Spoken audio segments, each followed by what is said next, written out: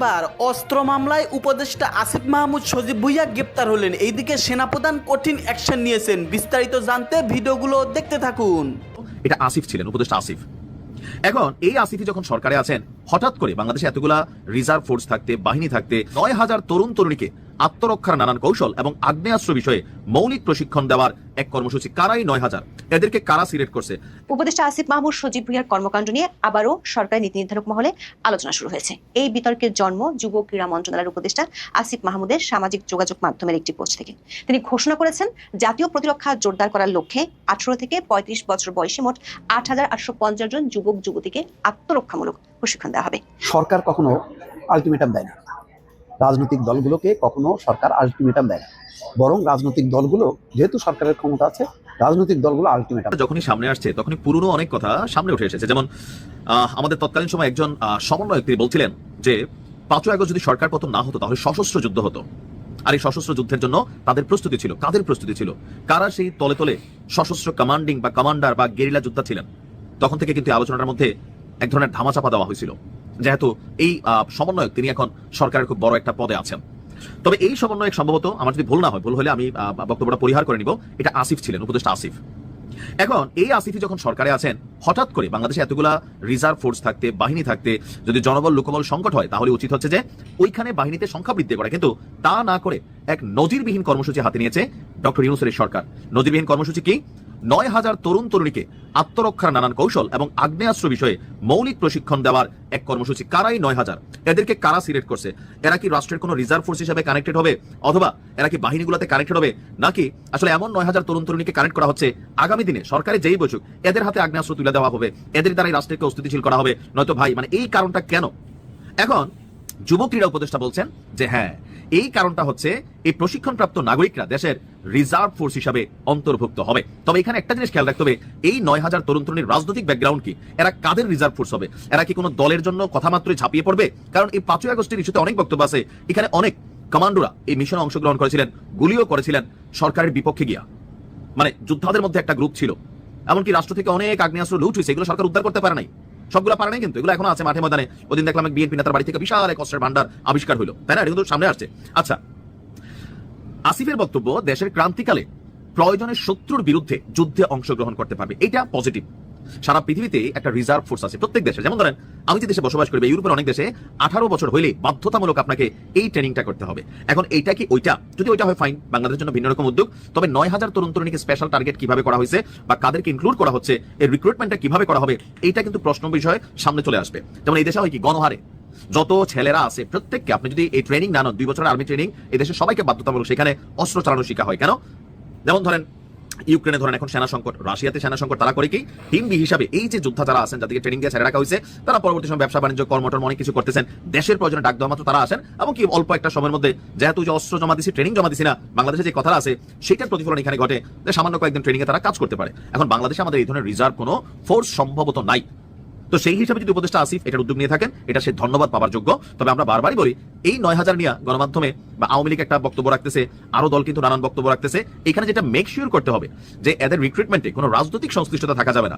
যদি এরা এনসিপির মনোপুষ্ট হয় অথবা জুলাই যোদ্ধা হয়, তাহলে 100% এরা যে কোনো সময় এনসিপির প্রয়োজনে হাতে অস্ত্র উঠে নিবে। যদি এরা বিএনপির হয়, তাহলে বিএনপির প্রয়োজনে হাতে অস্ত্র উঠাবে, আওয়ামী লীগের হলে আওয়ামী লীগের প্রয়োজনে অস্ত্র উঠাবে। এটা ভয়ঙ্কর একটা অবস্থান ধারণ করবে, কারণ বাংলাদেশ তো বাংলাদেশী, দেশের চিন্তা কম, ব্যক্তি স্বার্থের চিন্তা এখানে সবার বেশি। তবে আসিফের বক্তব্যের এই জায়গাটা আমার কাছে মনে হয়েছে পজিটিভ। কোন জায়গাটা? জাতীয় নিরাপত্তা জোরদার করতে তরুণদের প্রশিক্ষিত করার জন্য এটা একটা পাইলট প্রকল্প, আর নভেম্বর মাস থেকে এটা শুরু হতে যাচ্ছে। অনলাইনে রেজিস্ট্রেশনও আপনার চলছে। বিবিসিকে দেওয়া সাক্ষাৎকার তিনি বলছেন, আইডিয়াটা হচ্ছে গণপ্রতিরক্ষা বাস্তবায়ন করা বাংলাদেশে আমাদের সামরিক, ভৌগোলিক এবং বাস্তবতায় এটা আমাদের জন্য অপরিহার্য। তারপর একটা মোরাল থাকা যে রিজার্ভ ফোর্সের সংখ্যাটা বাড়ছে, এটা সুন্দর। দেখেন, যেটা আসিফের সমালোচনা, আমরা ওইটা সমালোচনা করি, কিন্তু ওই বক্তব্যটা কি তিনি দিয়েছিলেন নাকি অন্য কোনো উপদেষ্টা বা সমন্বয়ক? আমার একটু কনফ্লিক্ট আছে যে 5ই আগস্টে সরকার পতন না হইলে তারা সশস্ত্র বিপ্লব করতো। এখন এই কথা যদি আসিফ বলে থাকে, আবার আসিফই যখন এরকম একটা উদ্যোগ নিচ্ছেন, তখন এটাতে অনেকের কাছে প্রশ্ন থেকে যায়। আর যদি এই কথাটা অন্য কেউ বলে থাকে, আমার 100% খেয়াল নাই, অনেকদিন আগের গল্প বা ঘটনা, যদি অন্য কেউ বলে থাকে ফাইন, এখানে আসিফকে দোষ দেওয়ার কোনো সুযোগ নাই। প্রকৃতপক্ষে বাংলাদেশে একটা রিজার্ভ ফোর্স দরকার। এখন এটা নিয়ে রাজনৈতিক বক্তব্য আসবেই, মূল কথা হচ্ছে উদ্দেশ্যটা কোথায়, কাদেরকে সিলেক্ট করা হচ্ছে। তবে সিলেক্টের পদ্ধতি যতটুকু আমরা জানলাম আমি নিউজে, যে অনলাইনে রেজিস্ট্রেশন করতে হবে। এখন অনলাইনে রেজিস্ট্রেশন করাটাও একটা আইওয়াস হইতে পারে, আবার হইতে পারে এটা স্বচ্ছই, যে 1000 জন 1 লক্ষ মানুষ অ্যাপ্লিকেশন করছে, সেখান থেকে প্রথম ধাপে 9,০০০ নেওয়া হলো। কিন্তু এই 9,০০০ কারা, এটা মেক শিওর হওয়া জরুরি। পলিটিক্যাল কানেক্টেড কেউ হইলে সেখানে ঝামেলা আসবে অদূর ভবিষ্যৎ। উপদেষ্টা আসিফ মাহমুদ সজীব ভুঁইয়ার কর্মকাণ্ড নিয়ে আবারও সরকারি নীতি নির্ধারক মহলে আলোচনা শুরু হয়েছে। এই বিতর্কের জন্ম যুব ক্রীড়া মন্ত্রণালয়ের উপদেষ্টা আসিফ মাহমুদের সামাজিক যোগাযোগ মাধ্যমের একটি পোস্ট থেকে। তিনি ঘোষণা করেছেন, জাতীয় প্রতিরক্ষা জোরদার করার লক্ষ্যে 18 থেকে 35 বছর বয়সী মোট 8,850 জন যুবক যুবতীকে আত্মরক্ষামূলক প্রশিক্ষণ দেওয়া হবে। তার এই উচ্চাকাঙ্ক্ষী ঘোষণায় প্রশ্ন তুলেছে যুব ক্রীড়া মন্ত্রণালয়ের মতো একটি প্রতিষ্ঠান, যার মূল লক্ষ্য খেলাধুলা ও যুবকদের কর্মসংস্থানমূলক দক্ষতা বাড়ানো, তারা কিভাবে জাতীয় প্রতিরক্ষা জোরদারের মতো সামরিক একটি বিষয়ে হস্তক্ষেপ করছে। কেউ কেউ অভিযোগ করছেন, সরকারি অঢেল টাকা খরচ করে উপদেষ্টা আসিফ মাহমুদ আসলে নিজস্ব বাহিনী গড়ে তুলছেন কিনা, বিশেষ করে তিনি ও তার দল এনসিপি আগামী নির্বাচনের আগে একটি প্রশিক্ষিত বাহিনী গড়ে তুলছেন কিনা সে প্রশ্ন তুলেছেন অনেকেই। সরকারের শীর্ষ মহলে প্রশ্ন উঠেছে, যুব ক্রীড়া মন্ত্রণালয় কেন হঠাৎ করে জাতীয় প্রতিরক্ষার দায়িত্ব নিতে চাইছে? যখন দেশের অর্থনীতি কঠিন সময় পার করছে, তখন সরকার কেন 27 কোটি টাকার একটি নতুন প্রকল্প হাতে নিয়েছে, যার মূল উপাদান হলো কারাতে, জুডো এবং সবচেয়ে বিতর্কিত আগ্নেয়াস্ত্র প্রশিক্ষণ? বিষয়টি নিয়ে শুধু গণমাধ্যমে কিংবা জনপরিসরে আলোচনা হচ্ছে তা না। 1 নভেম্বর 3 বাহিনীর প্রধানের সাথে প্রধান উপদেষ্টা অধ্যাপক ইউনূসের বৈঠকেও এ নিয়ে আলোচনা হয়েছে। সংশ্লিষ্টদের ধারণা, যুব ক্রীড়া মন্ত্রণালয়ের এই ধরনের এখতিয়ার বহির্ভূত সিদ্ধান্ত দেশের নিরাপত্তার ঝুঁকি ও আইনি জটিলতা বাড়াবে। বিস্তারিত জানতে চলুন যাওয়া যাক বিশ্লেষণে।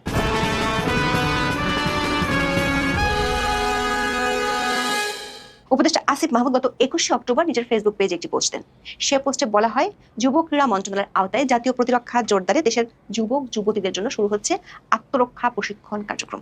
প্রকল্পটির আনুষ্ঠানিক নাম হলো যুবদের আত্মরক্ষামূলক মৌলিক প্রশিক্ষণ প্রকল্প। সরকারি বিজ্ঞপ্তি থেকে আত্মরক্ষামূলক মৌলিক প্রশিক্ষণ বলা হচ্ছে, যেখানে জুডো, কারাতে, তাইকোন্দ এবং আগ্নেয়াস্ত্র বিষয়ে মৌলিক প্রশিক্ষণ দেওয়ার কথা বলা হয়েছে। কর্মসূচিটি 15 দিনব্যাপী স্বল্পমেয়াদী কোর্স হিসেবে পরিচালিত হবে। প্রশিক্ষণের জন্য আবেদনকারী শিক্ষাগত যোগ্যতা হিসেবে অন্তত এসএসসি পাস এবং শারীরিক ও মানসিকভাবে সক্ষম হওয়া বাধ্যতামূলক করা হয়েছে। প্রাথমিকভাবে বিকেএসপি 60টি আঞ্চলিক প্রশিক্ষণ কেন্দ্রে এই আবাসিক প্রশিক্ষণ হবে। 15 দিনের এই প্রশিক্ষণ শেষে 4,200 টাকা ভাতা এবং থাকা খাওয়া ও পোশাক দেওয়া হবে। মোট 8,850 জনের মধ্যে 600 জন নারী প্রশিক্ষণার্থী থাকবে। নভেম্বর মাস থেকে প্রশিক্ষণ শুরু হতে যাচ্ছে। এখন চলছে অনলাইনে রেজিস্ট্রেশন কার্যক্রম। বিতর্ক দেখা দিয়েছে আগ্নেয়াস্ত্র প্রশিক্ষণের বিষয়টি নিয়ে। যদিও উপদেষ্টা আসিফ মাহমুদ এটি আগ্নেয়াস্ত্র প্রশিক্ষণ হিসেবে উল্লেখ করেছেন, কিন্তু যুব ক্রীড়া সচিব পরে বলেছেন এটি মূলত .22 ক্যালিবারের রাইফেল দিয়ে ডামি প্রশিক্ষণ হবে। উপদেষ্টা আসিফ মাহমুদ বিবিসি বাংলাকে বলেছেন, এই প্রশিক্ষণে সরাসরি বুলেট ফায়ারিং শেখানোর ইচ্ছা থাকলেও গুলির অনুমোদন, বাজেট ও অবকাঠামো জটিলতার কারণে সেটি সম্ভব হয়নি। তরুণরা অস্ত্র হাতে কি ধরনের প্রশিক্ষণ পাবে এমন প্রশ্নে আসিফ মাহমুদ বলেছেন, গুলির ছোড়া বাদে অস্ত্র চালানোর সবকিছুই শেখানো হবে। ফায়ারিং এর থিওরিটিক্যাল দিকটা শেখানো হবে, একই সঙ্গে প্র্যাকটিক্যাল দিকটাও শেখানো হবে। অস্ত্র প্রশিক্ষণের বিষয়টি নিয়ে উপদেষ্টা আসিফ মাহমুদ বিবিসি বাংলার কাছে খোলাখুলি ব্যাখ্যা দিয়েছেন। তিনি বলেছেন, এম করা, পজিশনিং করা, ফলো থ্রু করা, ট্রিগার করা সবই শেখানো হবে, শুধু ফায়ারিংটা বাদ থাকবে, যেহেতু রাষ্ট্রীয় পর্যায় থেকে অনুমতি নেই। দর্শক, উপদেষ্টা আসিফ মাহমুদের এমন বক্তব্য নিয়ে বেশ সমালোচনা হচ্ছে নানা মহল থেকে। এই প্রকল্পটি নিয়ে সবচেয়ে বড় বিতর্ক হলো, রাষ্ট্রের টাকায় উপদেষ্টা আসিফ মাহমুদ তার নিজস্ব রাজনৈতিক দলের জন্য একটি অনুগত স্বেচ্ছাসেবক বা ব্যক্তিগত বাহিনী তৈরি করছেন কিনা। এই সন্দেহের ভিত্তি হলো 3টি মূল কারণ: 1, প্রাতিষ্ঠানিক এখতিয়ার লঙ্ঘন; 2, উপদেষ্টার বিরুদ্ধে ওঠা দুর্নীতির অভিযোগ এবং তার রাজনৈতিক সংশ্লিষ্টতা। দর্শক, বাংলাদেশে জাতীয় প্রতিরক্ষা সংক্রান্ত সকল কার্যক্রম পরিচালনার দায়িত্ব প্রতিরক্ষা মন্ত্রণালয় এবং সামরিক বা আধা সামরিক বাহিনী যেমন বর্ডার গার্ড বাংলাদেশ বা বিজিবি কিংবা বাংলাদেশ ন্যাশনাল ক্যাডেট কর্পস বা বিএনসিসির উপর ন্যস্ত। যুব ক্রীড়া মন্ত্রণালয়ের জাতীয় প্রতিরক্ষা জোরদারের নামে আগ্নেয়াস্ত্র সম্পর্কিত প্রশিক্ষণ দেওয়া প্রাতিষ্ঠানিক এখতিয়ারের সুস্পষ্ট লঙ্ঘন বা সামরিকীকরণের চেষ্টা হিসেবে বিবেচিত হচ্ছে। উপদেষ্টা আসিফ মাহমুদ বিবিসি বাংলাকে বলেছেন, তরুণ তরুণীদের জুডো, কারাতে, তাইকোন্দ এবং আগ্নেয়াস্ত্রের মৌলিক প্রশিক্ষণ কেবল আত্মরক্ষাই নয়, এটি বাংলাদেশের ভবিষ্যতে রিজার্ভ ফোর্স বানানোর জন্য দেওয়া হচ্ছে। গণপ্রতিরক্ষার আইডিয়া থেকেই তার মন্ত্রণালয় এই উদ্যোগ নিয়েছে বলে তিনি দাবি করেছেন। নিরাপত্তা বিশ্লেষকরা বলছেন, ইসরায়েল, গ্রিস কিংবা নরওয়ের মতো যেসব দেশে এ ধরনের প্রশিক্ষণ দেওয়া হয়, সেসব দেশে এর জন্য একটা ডিটেইল ন্যাশনাল স্ট্র্যাটেজি আছে। নিরাপত্তা বিশ্লেষক অবসরপ্রাপ্ত মেজর জেনারেল আনমা মনিরুজ্জামান বিবিসি বাংলাকে বলেছেন, এসব কাজ কোনো মন্ত্রণালয় করে না, পার্লামেন্টে পাশ হওয়া সুনির্দিষ্ট নীতিমালার মাধ্যমে করা হয়। তিনি মনে করেন, এ ধরনের কার্যক্রম জাতীয় নীতিমালা ছাড়া করা যায় না, কারণ এর সঙ্গে অনেক স্পর্শকাতর বিষয় জড়িত থাকে। দর্শক, যুব ক্রীড়া মন্ত্রণালয়ের খোঁজ নিয়ে জানা গেছে, কোনো ধরনের নীতিমালা নয়, বরং অনলাইন রেজিস্ট্রেশনের ভিত্তিতে এই কার্যক্রম শুরু হতে যাচ্ছে। ফলে এই প্রশিক্ষণ কারা নিচ্ছে তাদের ব্যাপারে কোনো স্ক্রুটিনি করা হবে না। নিরাপত্তা বিশ্লেষকরা মনে করেন, বর্তমান অন্তর্বর্তী সরকারের আমলে জঙ্গি তৎপরতার অভিযোগে অনেককেই গ্রেপ্তার করা হয়েছে। গত বছরের 5 আগস্ট সাজাপ্রাপ্ত অনেক জঙ্গি জেল থেকে পালিয়েছে। আবার বাংলাদেশ সরকার ঘোষিত বেশ কিছু নিষিদ্ধ জঙ্গি সংগঠন আছে, যাদের উপর আন্তর্জাতিকভাবে নিষেধাজ্ঞা আছে। বিশ্লেষকদের ধারণা, এ ধরনের ঢালাও প্রশিক্ষণ এসব জঙ্গি সংগঠনগুলোর কর্মীদের জন্য সরকারি টাকায় প্রশিক্ষণের সুযোগ করে দিতে পারে। আবার সাধারণ নাগরিকদের হাতে অস্ত্র সম্পর্কিত মৌলিক জ্ঞান দেওয়া হলে তা অনেক ক্ষেত্রেই অবৈধ কার্যক্রম বা নিরাপত্তাহীনতা বাড়াতে পারে। মিস্টার মনিরুজ্জামান বলেছেন, কি ধরনের লোক এখানে প্রশিক্ষণ পাচ্ছে তাদের ব্যাকগ্রাউন্ড যদি চেক করা না হয়, তাহলে হয়তো ভুল কিছু লোক প্রশিক্ষণ পেয়ে যেতে পারে। যদি ভুল কিছু লোক প্রশিক্ষণ পেয়ে যায়, তারা প্রশিক্ষণ পাওয়ার পরে সেটা যদি অন্য কাজে ব্যবহার করে, তাহলে দেশের জন্য ভালোর চাইতে খারাপ হয়ে যাবে। উপদেষ্টা আসিফ মাহমুদের দাবি যে ভৌগোলিক সামরিক অবস্থান বাংলাদেশে আছে, সেখানে গণপ্রতিরক্ষা ছাড়া নাকি অন্য কোনো উপায় নেই, সেজন্য দেশের যুবক যুবতীদের অস্ত্র প্রশিক্ষণ দিতে চান তিনি। আসিফ মাহমুদের এমন বক্তব্য নিয়ে সরকারের শীর্ষ মহলে আলোচনা হয়েছে। 1 নভেম্বর অধ্যাপক ইউনূসের সাথে 3 বাহিনীর প্রধান সাক্ষাৎ করতে গিয়েছিলেন, সে আলোচনায় বিষয়টি উঠে এসেছে। আইন শৃঙ্খলা বাহিনীর শীর্ষ কর্মকর্তাদের প্রশ্ন হলো, যুব প্রশিক্ষণ প্রকল্পে অস্ত্র প্রশিক্ষণ হোক সেটির দামি দেওয়ার কোনো সুযোগ নেই। তাছাড়া যুব প্রশিক্ষণ প্রকল্পে প্রায় সব প্রশিক্ষণ কর্মসূচির সর্বনিম্ন মেয়াদ 6 মাসের, কিন্তু এই প্রশিক্ষণ কর্মসূচি কেন 15 দিনের করা হলো তা নিয়ে প্রশ্ন উঠেছে সরকারি মহল থেকে। আবার বিশ্বের যে দেশগুলোতে এ ধরনের প্রশিক্ষণ আছে সেটি কমপক্ষে 11 মাসের। 15 দিনের দামি আগ্নেয়াস্ত্র কোর্সটি আন্তর্জাতিক সামরিক বা আধা সামরিক প্রস্তুতির মানদণ্ড থেকে সম্পূর্ণভাবে বিচ্যুত। বিশ্লেষকরা মনে করছেন এটি সামরিক প্রস্তুতির চেয়ে বরং যুবকদের মাঝে রাজনৈতিক ঝুঁকি বেশি বাড়াবে। সরকারের একটি অংশ মনে করছেন এটি স্রেফ উপদেষ্টার রাজনৈতিক এজেন্ডার হাতিয়ার হিসেবে ব্যবহারের জন্য তিনি এমন ঘোষণা দিয়েছেন। শোনা যাচ্ছে উপদেষ্টা আসিফ মাহমুদ নির্বাচনের তফসিল ঘোষণার আগে পদত্যাগ করবেন এবং নির্বাচনে প্রতিদ্বন্দ্বিতা করবেন, এ নিয়ে গণমাধ্যমের কাছে তিনি নিজেও বক্তব্য দিয়েছেন। এ কারণে প্রশ্ন উঠেছে উপদেষ্টা আসিফ মাহমুদ নির্বাচনের আগে নিজের একটি প্রশিক্ষিত বাহিনী গড়ে তোলার জন্যই কি সরকারি টাকায় এই প্রশিক্ষণের আয়োজন করেছেন কিনা। প্রকল্পের আর্থিক প্রস্তাবনা অনুযায়ী এর মোট ব্যয় ধরা হয়েছে 27,99,69,000 টাকা, যা 2025 সালের আগস্ট থেকে 2027 সালের ডিসেম্বর পর্যন্ত বাস্তবায়িত হবে। এর মধ্যে প্রশিক্ষণ কার্যক্রম পরিচালনায় ব্যয় হবে প্রায় 23,10,00,000 টাকা। প্রশ্ন উঠেছে এত বিপুল টাকা খরচ করে উপদেষ্টা কি নির্বাচনের আগে নিজস্ব বাহিনী গড়ে তুলছেন? আবার ছাত্র উপদেষ্টা হিসেবে আসিফ মাহমুদ এনসিপির সাথে সংশ্লিষ্ট, স্বাভাবিকভাবেই এনসিপির বাছাইকৃত লোকদের এই প্রশিক্ষণ দেওয়া হতে পারে এমন আশঙ্কা থেকে যাচ্ছে।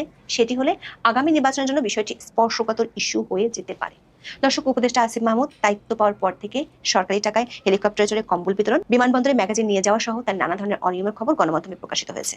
তার পিএসসির বিরুদ্ধে দুর্নীতির অভিযোগ নিয়ে এখনো তদন্ত চলছে। গত 25 সেপ্টেম্বর দৈনিক প্রথম আলোতে প্রকাশিত এক প্রতিবেদনে বলা হয়েছে, স্থানীয় সরকার উপদেষ্টা আসিফ মাহমুদ সজীব ভুঁইয়া জেলা কুমিল্লার সড়ক ও অন্যান্য গ্রামীণ অবকাঠামো মেরামত ও উন্নয়নে 2,400 কোটি টাকার একটি প্রকল্প নিচ্ছে স্থানীয় সরকার প্রকৌশল অধিদপ্তর বা এলজিএডি।